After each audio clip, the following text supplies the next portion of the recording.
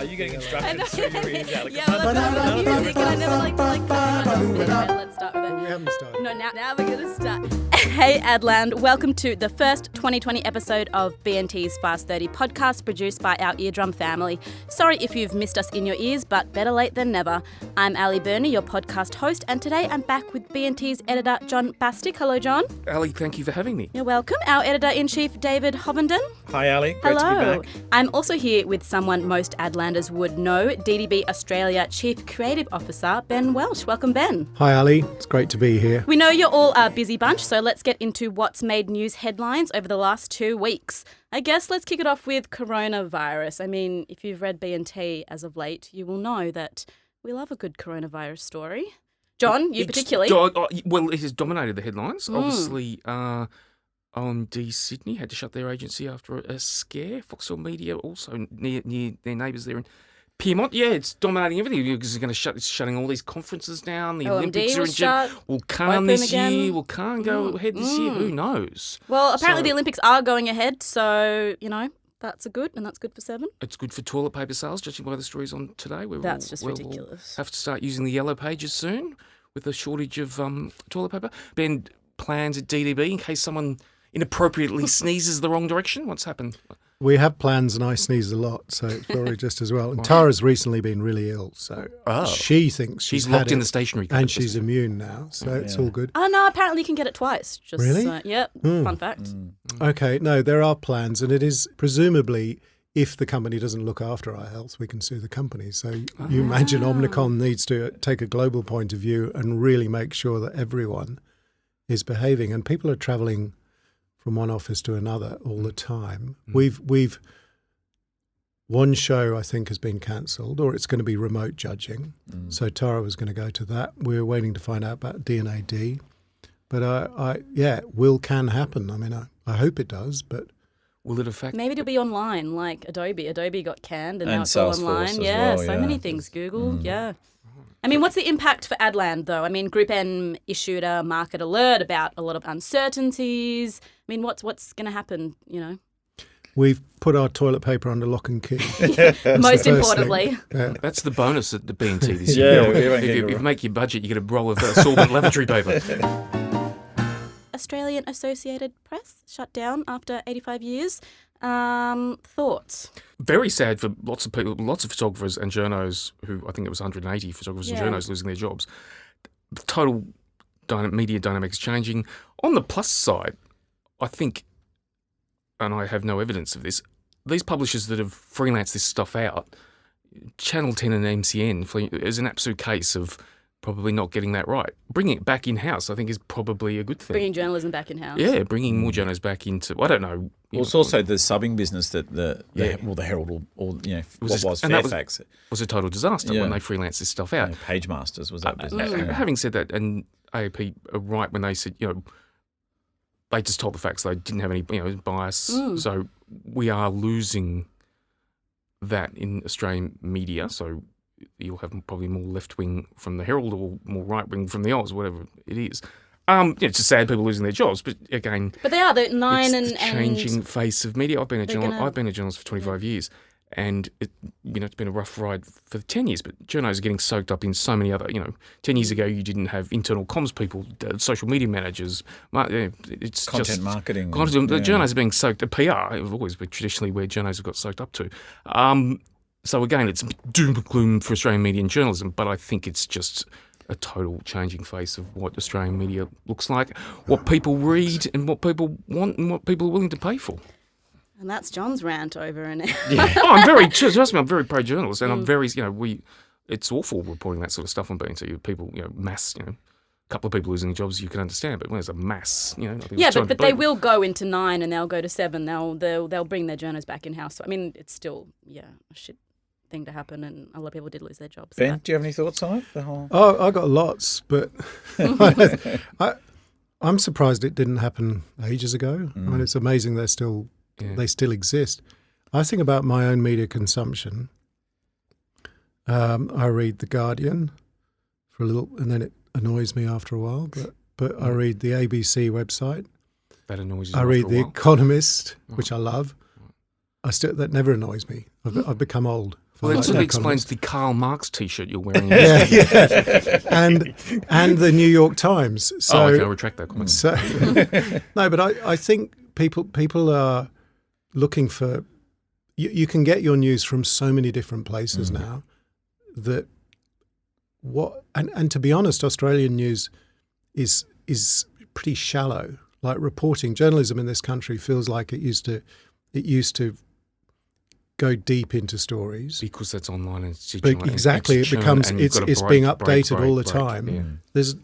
I wouldn't say there's no decent journalism in this country, but it's just far shallower than it used to be, and so many things are op-eds rather than actual investigative journalism. Well, but all the reports, and when you go to these conferences put on by the News Corps and the Now Nines of this world, particularly News Corp, their focus is really local stuff, really local. So that's where they say the future of journalism is. We've seen the big players try and fight over prime media and the regional newspapers.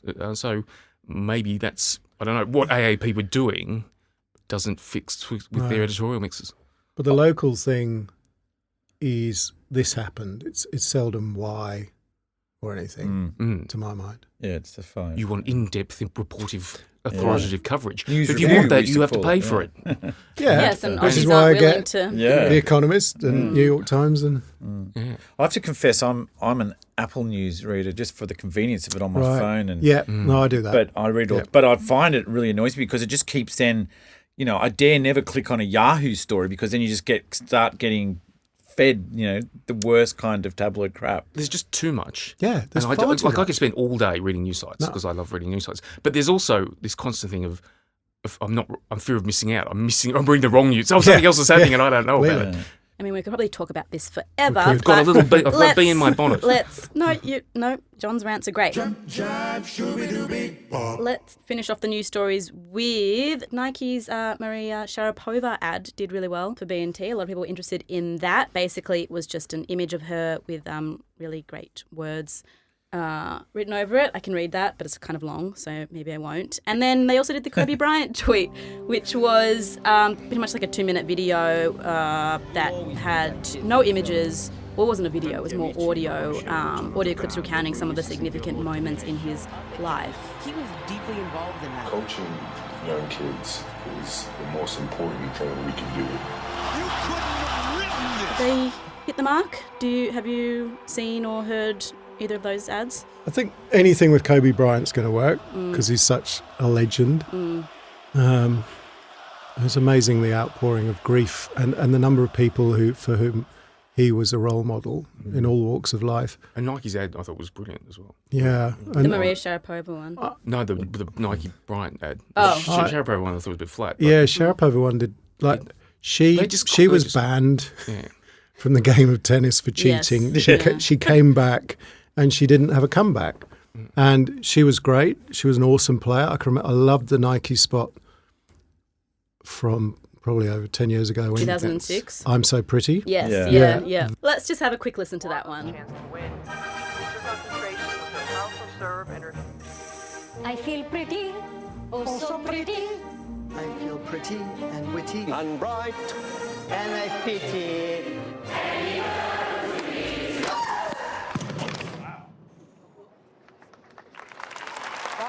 Yeah. That was perfection. It was so much fun. It was exactly the same content, but just served up, pardon the pun, at a time when she was really something, and it just she and Nike were in perfect harmony. I think it's interesting that they did that. I think the Kaepernick, Colin Kaepernick thing, I never know how to pronounce it, but that's right. was almost exactly the same art direction. Yeah. And that was brilliantly simple, and it was all charged. Like they took power from his story and brought it to life. The trouble with Sharapova is her story ain't so good. So when you try and pulling that out, it doesn't But quite this is what resonate. Nike always says, and Nike's pretty simple what they do, and that's Nike supporting athletes and not bringing up 2-year drug ban. And the fact, whether you like it, she was dogged by being a pretty blonde over her playing calibre. So in that respect, the Nike thing was quite a fitting tribute, but she will be remembered, sadly, for the more negative aspects of her career. But the power in that message, it didn't even reference the drugs. to my memory. There was a Was there? cheeky line. Was there a I cheeky can't line? remember. There was a cheeky inference that Because you think they'll about try and bring Yeah, you it down was- and you'll it was- rise above it or something. I Yeah, can't it was. remember the They lines. wanted you to walk away when you made mistakes. Okay. So, yeah. I thought that was all the other mistakes. But It wasn't a great ad, but it was going that it went crazy on B&T. Right. I don't know why it went. Because remember when Tiger Woods was caught behind the wheel drunk after leaving his wife? And Yes. Nike did that brilliant sort of thing Yeah. where it's basically a letter from his father to Tiger Woods. So I don't remember that one. it was just Tiger looking at the camera and you're just hearing his father's voice talking to him about you make mistakes. Let's just have a quick listen to that one. Tiger, I am more prone to be inquisitive, to promote discussion. I want to find out what your thinking was. I want to find out what your feelings are. And did you learn anything? And that was really powerful too because they seized that moment. But it was beautifully written and it was topical and all those things. But it's not. And I suppose for Nike, you set the bar really high because they've done so much great work. So we're going to take a short break before we return to have more not a grilling. We won't grill you, Ben. No, a friendly chat with Ben. In the meantime, here's the latest from our sponsor, audio specialist agency Eardrum. Hi, I'm Ralph Van Dyke and this is Clip Round Your Ears, featuring a favourite example of eardrum work. The hundreds of corona-related toilet roll memes that have been appearing in my feed got me wondering why audio isn't used more for topical marketing. Nando's is famous for their newsworthy ads, but they're usually visual. It's not like speed to market's the issue. I mean, we've gone from brief to broadcast in 12 hours. And production costs in audio are minimal, so budget shouldn't be a problem either. I think it's simply that it's not on people's radar. So here are a couple of recent examples to whet your appetite. The first is a Valentine's Day campaign we just made with Ogilvy for KFC. It was music to the ears of any singles. Hey baby, when your hand slips into mine, my heart skips a beat. The world stops spinning, and in that moment, I find myself. That's only in the movies. In reality, what you feel is C8H11NO2. You hold hands, your brain releases dopamine, you're happy. You eat KFC, your brain releases dopamine, you're happy. It's science. So this Valentine's, if you've got no one to hold hands with, get the meal that's equivalent to holding hands. You'll have one Twister Mac sandwich, fries and drink, and none of the baggage that comes with holding hands. Lonely Valentine's specials from KFC. Tastes like what love feels like. The second example is an ad we wrote for NRMA, which was made to play after midnight. It wasn't topical as such, but it was really relevant to anyone who'd heard it late at night. If you break down right now, what's the first four-letter word that would pop into your mind? Well, if it wasn't NRMA, then maybe it's time you became a member. Because as an NRMA member, when you break down, get a flat tyre or lose your car keys, you won't need to swear, because help's at hand 24/7. So join the NRMA now. Call or SMS join to 13 11 22, because to NRMA it for all things motoring, you gotta be a member. If you're a brand that's up for a bit of topical marketing, get in touch by going to eardrum.com.au. There you'll see more examples of eardrum work. Welcome back to B&T's Fast 30 podcast. Let's get chatting with Ben. We'll kick it off with, let's do something simple. DDB's... Oh, thanks. No. Well, you didn't want a Let's grilling. keep it simple, Well, yeah. you didn't want a grilling, What does DDB so... stand for, Ben? What's on the table for DDB in 2020? Even though we're already 3 months... No, 2 My months God, in. yeah. Well, we're already, it Yeah. feels like we are, like, I've never known a year start with such a roll and then continue in much the same way as it started. So obviously there's a lot of things going on that aren't helping, like bushfires and coronavirus, but we are phenomenally busy. There's a lot of pitches going on. And we were somewhat miffed to come second in the Another Publications Agency of the Year thing recently, but at the same time proud because last year we were first. So there's I feel like there's real momentum, both creatively and business-wise, and it's going to be a really exciting year. But it's going to be a crazy year too, because who knows what's going to happen. Crazy's good. Crazy's exciting. Why what do you put it down to? The momentum. What's been the secret sauce? Can you put your finger on it? It's a combination of things. I think DDB was a very humble network. I mean, this whole thing about being talented and nice means you tend not to hire people who blow their own trumpet. And advertising is an industry where people blow it quite loudly and effectively. So I think there's been a need to become more confident. I think the work's got better. The whole global relaunch was born out of Sydney with Leif Stromness's work and thinking, with a lot of New Zealand as well. So really this part of the world has influenced the rest of the world. So that's brought a new confidence.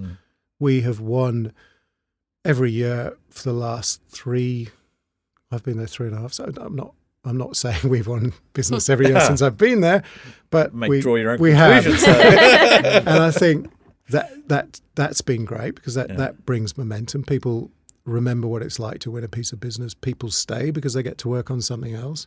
And I think the main thing has been people discovering their confidence, and Tara's brought an awful lot of that in too. So it feels like it's the best place to work in town. You obviously started in the heady days in London in the 90s, where we've discussed, probably earlier than that. What doesn't work anymore? It used to work, and what works better these days? And why is everyone rehashing their ads and doing the same thing over again? Are you referring to the NRL? I am referring to the Simply NRL Best, ad, yeah. yes. We've seen a lot of that because we saw the Tom Cruise. This is getting a big question. The Tom Cruise movie. What else? They brought back Cheers. Domino's brought back Cheers. It seems like ECDs around the world are full of 40-something Gen Xers who've run out of ideas and going back to their childhoods. Creativity is the ultimate. Gone back to recycling, they've been bringing their parents. But that was a very long-winded question. What was the question? Yeah, what was the question? You said what works, what doesn't work. Sorry.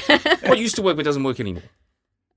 And what didn't work then and now works? Well, I think that all makes we used to talk about a USP, and that's very much out of fashion. What was USP? Unique selling proposition, because and it was something that came up, I think, in the 30s or 40s or something. And it was at its worst. It was the Anadine. Can't remember the name, what the line was, but it was a formula, and it was shit. But then I think of the BBH ads for Levi's, they probably played a big role in getting me interested in doing advertising. And there was a great thing where they did the Gila copper mine, and they had this phenomenally cinematic thing where you could see these cliff faces exploding in slow motion, and then this rock tumbling down, and then you'd see this copper ore being crushed, and then the copper ore was being used to make rivets. And at the end of it, it said there are rivets and there are Levi rivets. So it was that was an emotional story about a legendary brand that used a single point of, information, a fact, if you like. And I think we might be guilty of moving away from products and the truths within products and brands to more, it's more insight-based stuff. So we might be leaving some of our brands and products behind. And I think there is nothing more powerful than an insight, but I do think it's got to be relevant and it's got to be true. It's got to be that perfect overlap with the brand. I think the reason why everyone's returning to old meaning is because, and in fact, we've been doing it. We've been talking about it a little bit on a couple of things that they were.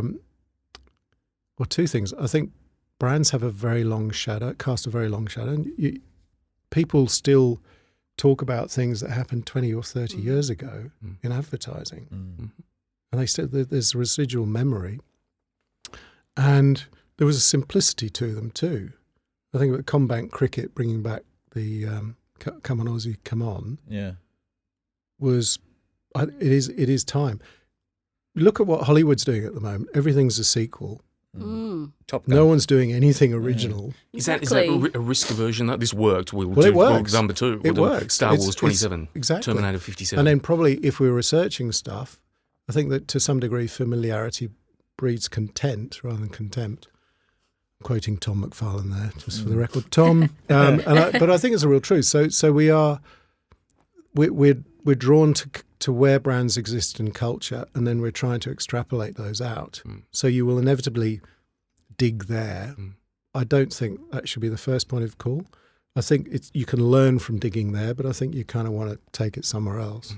Your colleague across the ditch, Damon Stapleton, wrote a really interesting blog on Damon's Brain, talking about talking about cats and how that was a 40 million fuck up essentially. I'll get the movie Cats. Yeah. Right. And that, but on paper it should have been a roaring success. You know, it had everything, but it just missed it. And was it truly that? I don't see it. Was it truly that bad? It was just a Apparently total yeah. The video looked well, it lost $40 terrifying. million. So from a commercial point of view, it was a disaster. So yeah, but I hate musicals.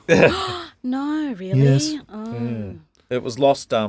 He argued that it was lost in the craft in the end. It wasn't. Well, you can't blame T.S. Eliot for that because Yeah. the original poems are brilliant. But it is interesting. I didn't like War Horse, the movie, which Spielberg did, but apparently the stage play, is absolutely phenomenal. So things don't always translate. Yeah. And whilst I hate musicals, I did enjoy watching School of Rock. Oh, good one. Because that was my daughter was working on it, so that's one reason. But also, it makes a really good musical. Yeah. What about Keating the musical? Surely you must have liked that. Have you not I've never seen seen it? that. Really, that's so I good, really avoid musicals. Clearly. Till now. We're talking about brands before, and these days we've almost given brands human qualities, haven't we? They've almost become human, and people, advertisers and CMOs, are obsessed by us loving their brand. But do the average plotter out there in the street love brand? Do we care? Do I love Volkswagen? What's an example of giving human... Well, there's brands you love about and brands you don't love. I think is. But isn't that your job? Yeah, is to make me love McDonald's over Burger King completely and over KFC. And I think people do. I think a brand is nothing more than the trust that exists between a person and a manufacturer. Do Volkswagen drivers just buy the next model, or do they shop around? A lot of them do. Yeah. I've always felt like cars, probably more than anything else, define you because it's the most expensive purchase branded purchase you'll ever make unless you own a Learjet. But is that this might be totally off the mark, but for me as a millennial, I don't really have an affiliation to any brand. Maybe it's just me being stingy as well, but I'll typically go for whatever's cheapest. I don't really have an allegiance to a brand, I would say. Hence the rise of H&M and Aldi and Topshop and IKEA, and there is so many brands now that just cater for but they're disposable great budget. brands. They're like Uniqlo. I love Uniqlo, but it's not just the price. It's the brand promise. It's the brand promise. It's good design that's classically funky and interestingly Japanese. So I wouldn't H&M less so. I like COS, but what you must have a favorite shampoo. No, I honestly go for what's cheapest. I could just me being stingy, but I don't. Yes, Dave. This is what this is about. Yeah, exactly. Ali wants a rise. As more my hair recedes, the more I save on shampoo. No, but I do think generally millennials are quite like they'll just go for what's cheapest. So how do you tap into them? Like, how do you get them loyal? How would you get me loyal? Well, I am a vegan and whatever, but I couldn't be loyal to Macca's. But how would you, go about that? Well, I think connect with you on an emotional level with something that overlaps with you. So I think music bands are brands. Like an artist is a brand because we trust them to deliver more of the same. So I think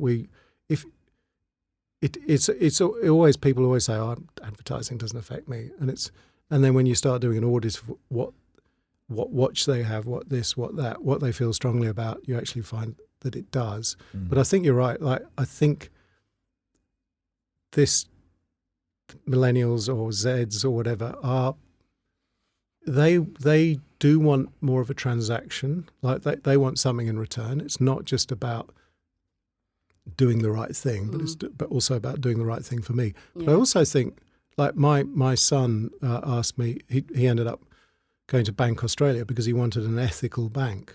So he's 24. Yes, and I think that's very much it. The values are different. So, but you're still searching for a brand that has values that reflect your own. No, that's very much like millennials do choose brands that are woke and ethical.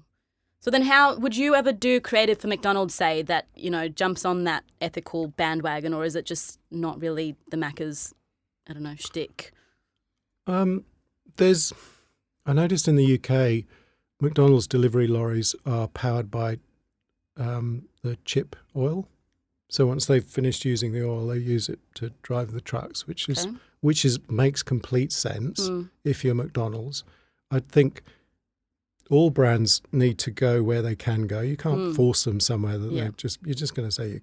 I think consumers are very savvy and they can, So I think there are some things McDonald's will do that are reflective of a more sustainable approach to things, but there are other things that they can't do because they wouldn't fit, wouldn't work. You wouldn't believe them, really. Looking at Adland, Australia's Adland as a whole, we certainly had Adam Ferrier and Damon Pincus in here the other week for a podcast, and we were sort of musing about the problems of the industry. They were particularly, Mr. Pincus particularly, he hates the pitch process. He just thinks it's too long, too many hours, just too much of a waste of time and too long. I'm putting words in your mouth, but things in Adelaide, Australia, that you think could be improved, bettered, more harmony? Yeah, I think pitches are, if you're winning lots of them, you love the pitch. You love the pitch process. But no, they are. What I don't understand is why they are adversarial by nature, because to me it's a bit like, okay, or it's like giving someone a challenge, but then not helping them achieve it. And the whole point should be, you go through all this work, you do your homework, and you end up going, right, there's these three people that we kind of like and we think we can work with. You could just go and hang out with them, have a meal, get pissed or whatever, and then decide who you want to work with. You know what work they're capable of. You've got all the references. That could do it, but it rarely does. And then the worst thing, then you get people, you get their brief. They rarely want to work with you during that process. The ideal pitch process would be, you like me, give me your business. But that's not going to happen very often, particularly with procurement. But the next ideal thing would be, work with us, treat us like your agency during the process. And because it's not like we're doing the work alone. We do work together, and more so than ever before now. So let's do this together, and let's get to a point where we have a solution. Now, I know that's harder as a client because you might steer all your agencies to the same place. But you've got to learn how to. It's like a different dance step with a different partner, but do the whole dance. When you work with McDonald's, they would be, I would hazard a guess, have a very strict global handbook of how their brand is dealt with and what you can and can't do. Is that not really is the sort of CMO tutting, or they're a little more elastic? No, look, I don't work directly on McDonald's. I mean, Tara, that's very much within Tara's domain. But what I think, like, McDonald's Australia is in many ways leading the world on what McDonald's is as a brand. And the business, McDonald's as a business in Australia, is phenomenally healthy, phenomenally successful. And I think read they're opening 12 more stores in the next 12 months. And so that's a good sign. They've got a lot of autonomy here. Things that Australia has done that the rest of the world said they shouldn't were calling it Macca's and then how very un-McDonald's. That whole thing about create your own taste was something the rest of the world was saying, no, you can't do. But Australia is very successful, so they're allowed to do a bit more, and they're very open to ideas. Speaking of that, what are marketers asking for these days? What do they want? Growth. Growth. Growth. I mean it's simple. Sell more shit. That's basically marketing in a nutshell. But what do they want from your ads? Like, what they just like growth is like the main goal and that's it, or like? Well, I guess they're coming to us for this emotional connection, this emotional advantage thing that we very much believe in. So that's kind of what they want. But right now, growth is the key, and I think it's probably swinging back to immediate growth. Like, people want bums on seats, people want sales, because I think everyone's a bit worried. Yeah, you were saying, David was saying before about massive CMOs changing roles very, very quickly. A, are you seeing that? B, why do you think that is, that CMOs just aren't staying in roles very long? And ultimately, is that frustrating for you? I know it's McDonald's CMO resigned, not the CMO. Jenny, last week. But I think she'd been there for nearly 4 years. Which is a long tenure for a CMO. Yeah, I think Martine Jaeger's been at Westpac for 4, I think. The Volkswagen shuffled things around a bit. I think they're there. I think 2 things. On a global brand, where a lot of the decisions are made overseas, like you look at Volkswagen at the moment, they've changed the CI, they've changed the logo. There's a lot of change going on with that brand. The local people very much are having to adapt that to that market. So if the brand is consistent with where it's going, the flex on the CMO at a local level is probably less important. It does. I don't know what the perfect tenure is, but 3 years feels like a minimum because they do need to get to understand things. They do need to have some success, and you do need to build a relationship. So, I probably shouldn't bring this up, but I will. A few months ago, one of your Volkswagen. That's the third time you've said this. One of your Volkswagen ads got pulled for sake. Did it? It was a great ad, but got pulled off. What did the CMO come storming through the door? What was the reaction for the Volkswagen Australia CMO when their ad gets pulled? What are you doing? No, they knew of the risk, and they loved the campaign. We do have really great clients who I don't think anyone's actually gone and turned to us and said, "Well, you fucked up there." I think they most of the time they recognise their role in it. Do you know why I have great clients? Getting back to Australia's biggest ad spenders, I think 3 of the 10 were DDB clients. That's why you've got Macca's, Westpac, and Volkswagen. That's the good. top 10. That's why you've got great, because they've got deep pockets. No, but talking about risk, you did a rant in B&T's latest mag that people you do many rants, but yes, you did. People, I don't think, are willing to take risks anymore. Clients or otherwise just don't want to risk it. They kind of want to play it safe. It was based on an interview I'd had with Adam Ferrier, who said Australian advertising had become completely homogenised and risk-free. Would you agree with those comments? I wouldn't say totally. I think it's Tell me the last risky Australian ad you saw that really, not necessarily DDB one, just an ad that you went. Well, look, we the Westpac divorce spot we did, Ari. That there was a lot of risk involved in that. The initial research was really bad, but the client completely believed in the idea. We believed in the idea. We did some more research that vindicated our position, and we went off and did it. There was a little bit of a people were criticising that because it was about divorce, and you think, what right has a bank got to talk about divorce? And I think it brought out the racists out there, and it did lots of things that a big bank in a year of a Royal Commission was being very bold in doing it. And I think the idea of risky tends to be wacky, like doing something that is, a Warwick Capper ad with, what's that? Aldrich. Yeah. That's risky. Warwick Capper. What could possibly go wrong? Yeah. But risky I think often means a bit foolish. And I think risky should be, you need to be new. You need to be fresh. You need to find a new way. But you also need to do it within your own DNA. So it should never be like a risk. It should be the right thing to do for the right reasons. So I think it is a lament of the creative industry that we tend to blame our clients. Just that Westpac ad made me want to, because no one switches banks, do that. I'm always Westpac and I just can't be bothered. Is that a Westpac ad a motive to drive home that if you do bank with Westpac, aren't we nice guys? Our helicopter will come and save you when you drown. Or is it trying to cajole me to switch between financial institutions? It's people are more likely to get divorced than change banks. So it is. It's not easy, but people get divorced a lot. So that's the good news. Yeah. I banked with Westpac and I recently got divorced. So it should be on your ad. It's very much if you have a brand preference, like you, it's likability. If you like and respect the values of that company or bank, you are more likely to switch to them. So it's not. It is a long play. it's not going to get people ringing up straight away. But it also, I think having a position like that gets you noticed. And you get, Mark Ritson talked about that ad glowingly. I think it was on the Gruen transfer, and Russell was talking about it. Everything, to me, it was textbook because the brand codes were there, the brand story was emotional, all those things going on. But it's not, it wouldn't result in immediate sales.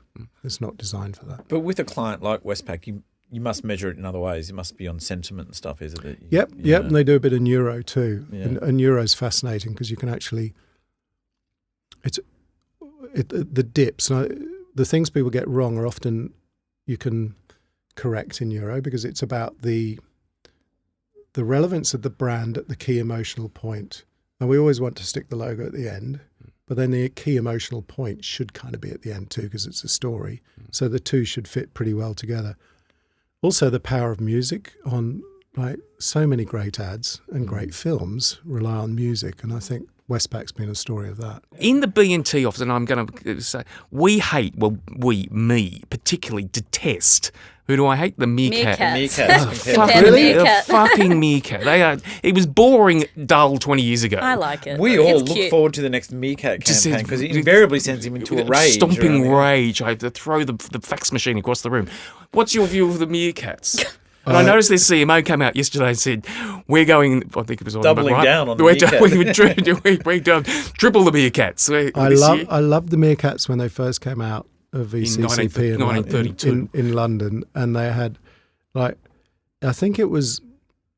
don't think there was many things. I think it was just insurance back then. Compare the meerkat. I think I was working on Optus at the time, so I probably liked meerkats. But it, I don't mind them. I mean, he's a lovable little character. They can always be better. Everyone needs a brand refresh every now and then, don't they? And you just sort of think you've pushed this slightly bad gag for just a decade too long. It's not working for them, though. But I'm a journalist. I'm not an advertising creative person. I think we are too quick to actually dump stuff that's working. And I think there are some, if CMOs are changing, agency people are changing, there's going to be a lot of pressure on the brand to change so that everyone makes their mark and gets their next job. But we are much smaller than all the brands we work on. And I remember many years ago working on 100% Pure New Zealand. Not long after that campaign launched, there were people within the organisation saying, getting a bit, I think it's time for a change. And it's now in its 21st year. And if people had changed it then, it would have just been another blip. And then they would have done something else, and they would have done something else. So I think we should always look to, the first question should be, how can we move this on? Not how do we get rid of this? Thank you, Ben. I think that's us over and out for another week. Don't worry, though. We will be back in a fortnight, hopefully. Big thanks to Ben for joining us today. And, of course, thank you to B&T's editors. We might be dead from the coronavirus. John Can't promise Dave. we'll be back. If you want to hear our voices in your ears every fortnight, don't forget to subscribe to us on your favourite podcast provider by searching B&T's Fast 30. And please, if you love what you're hearing, don't forget to leave us a glowing review. Thanks, as always, to our friends at Eardrum for their audio guidance. Catch you next time, Adlanders.